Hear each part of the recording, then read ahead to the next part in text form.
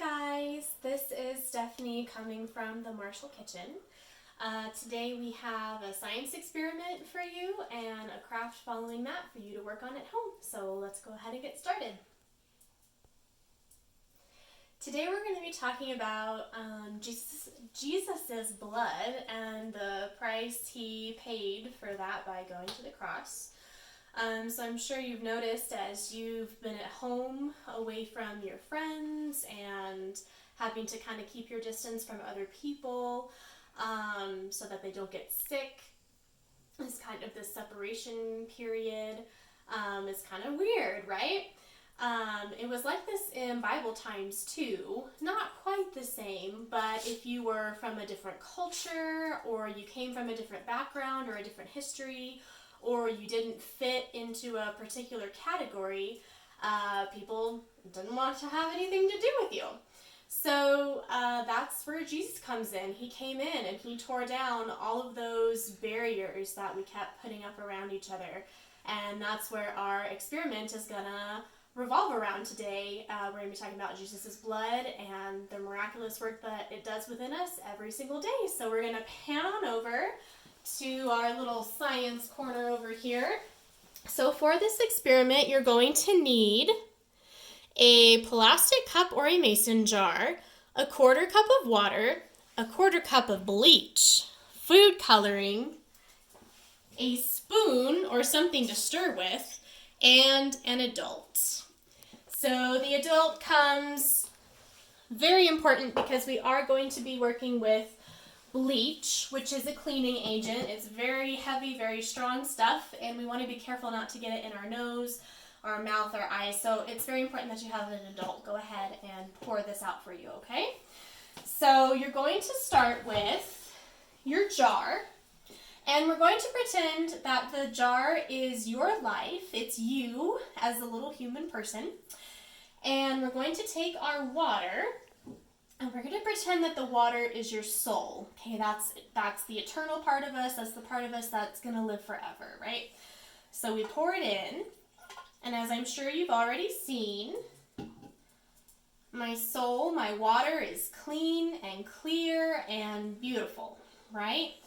So then we introduce the sin into our life, okay?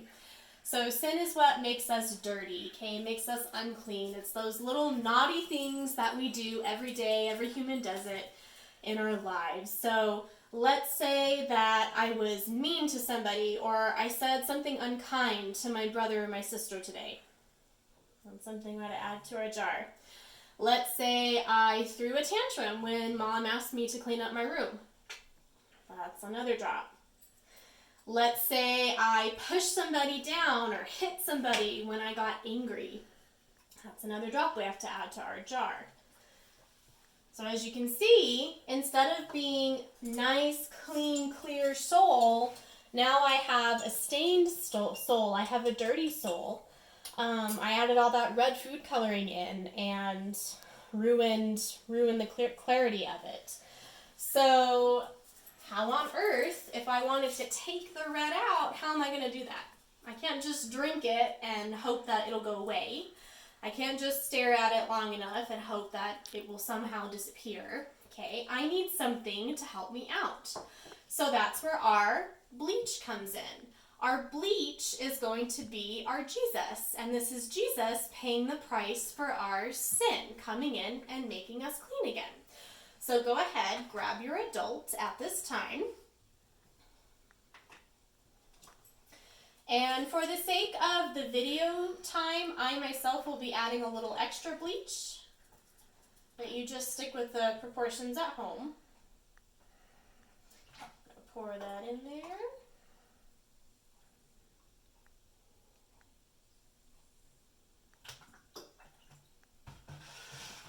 Take a moment to tell your mom and dad or your stuffed animal or your dog or your cat, whoever is nearest you, make a prediction. What do you think is going to happen now that I added that bleach into my jar? Is it going to explode? Is it going to change colors? Is it going to steam? What's it going to do? So take a minute, make a prediction, write that down, and go ahead and come on over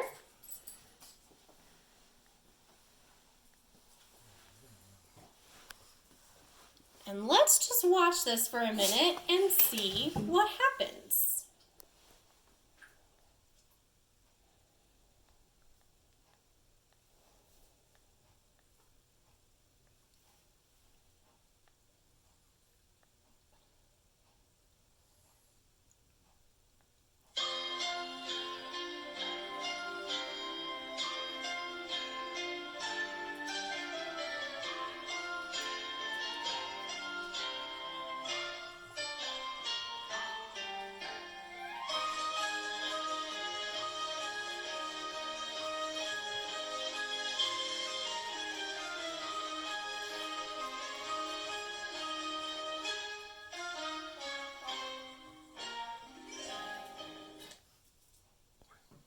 So, it probably took your bleach in your water a little bit of time, but as you can see, instead of being dark red or pink like it was before, it's changed into this clear yellowy color.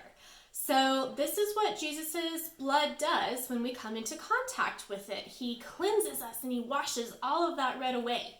Pretty cool, huh?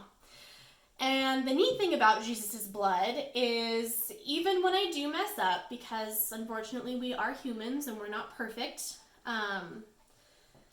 and when we sin again, and of course we ask for Jesus's forgiveness, let's say that I sin again, I say something unkind, I do something mean, so on and so forth. There's that sin, and as you continue to watch it, that bleach, that Jesus' blood is going to wash away that sin that I put into. So take a minute, get your Bible out or your Bible app, get mom and dad to help you find this book of the Bible. We're going to be in 1 John 1:7. So again, 1 John 1:7. Take a moment to think, is that going to be in the Old Testament or the New Testament? Where am I going to find that book of the Bible? I'll give you a second to go ahead and find that and get situated. So hopefully you will have found 1 John 1:7. This is what it says. God is in the light. We should live in the light too. If we live in the light, we share fellowship with each other. Remember that fellowship is friendship with our friends and our family and people that we love. Fellowship with each other. And when we live in the light, the blood of the death of Jesus, God's Son, is making us clean from every sin. And as you can see, that green food coloring went away. All right, we're going to go ahead and move on to our craft. Here are the supplies that you're going to need. So we're going to do what we call a diffusion craft. You're going to need a white coffee filter, or if you don't have a coffee filter, that's okay. Get a paper towel, that works just as well. You'll need markers, a spray bottle filled with water. If you don't have a spray bottle, you can get your hands wet at the sink and you can flick or sprinkle water all over that coffee filter or that paper towel. You're also going to need an adult, and most important of all, your imagination. So come on down back here to me. So since you're going to be wet, you're going to need a paper bag or a piece of paper or cardboard, something like that to put under your paper. So I didn't have a coffee filter, but this is about the size it'll look like. This is a paper towel. So I drew a design on each side of my paper towel. You can color it in, you can make little dashes or dots or lines or stars or rainbows, whatever your heart desires. And make sure you leave a little space between each pattern so that it'll be able to bleed through. We're going to go ahead, get our water ready, and spray it down.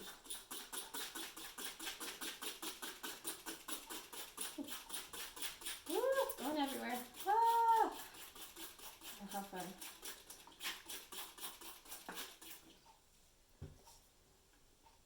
Wow. So once it's nice and wet, you can see mine is starting to drip together.